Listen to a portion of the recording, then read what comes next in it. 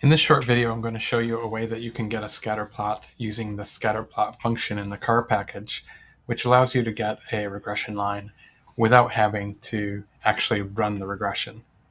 So I'm going to go ahead and load the car package, both because the data set we'll use is in car data and also because the function we're going to use is in car. And the data set we're going to use is called Duncan. And if we view the Duncan data set, we will see that it's an old data set from 1950 on occupational prestige. There's 45 different occupations, and we have measurements on income, education, and prestige. And each of these is based on percent of people earning above a certain income, percent of people who are high school graduates in that job, and then the percent of raters in a survey who rated that job's prestige as good or excellent.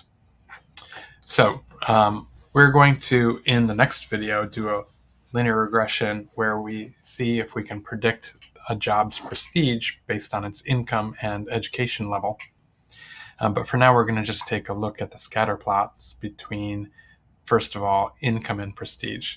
So this function here, I'm going to go to switch over to the script, is called scatterplot. And we are going to, in parentheses, put the actual simple linear regression. Now we're going to do a multiple linear regression. For the purpose of the scatter plot, we just have one x and one y. So we're going to look at the relationship between prestige and income. So prestige as a function of income, because we want prestige to be on the y-axis and income to be on the x-axis.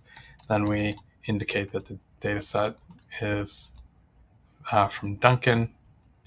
And then there's one other thing I'm going to add in here, and it's smooth equals false. If you don't have this little argument in here, then the scatter plot's going to give you some extra lines that are a little hard to interpret, so I'm just asking for R to turn that off. So if I go ahead and run this line, we can see that the relationship between income and prestige is pretty strongly positive, and we have the nice regression line there. And then the other two things that we see is a box plot for both x and y.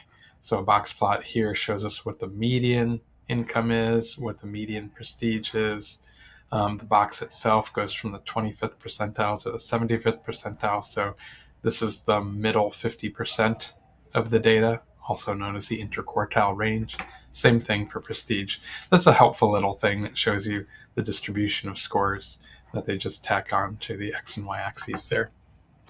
That's about it, but I'm just going to, so you can see how it might come out a little differently with a different pair of variables. We can reproduce this, going to copy and paste that here, and we're just going to swap out income for education. Let's see how that one looks when we run it. Not that much different. Oh, we can see that data are maybe a little bit more spread out, especially in the middle here. It's a little bit different distribution of scores.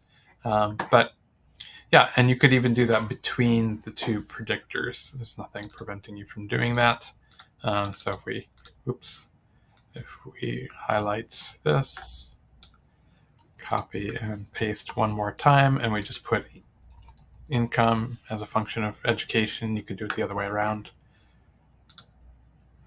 And now we have education on the x-axis, income on the y-axis.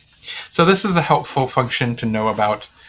So in case you want that regression line, but you don't want to actually have to run the regression and then drop it in there as a separate line, this can be a little bit of a shortcut for you.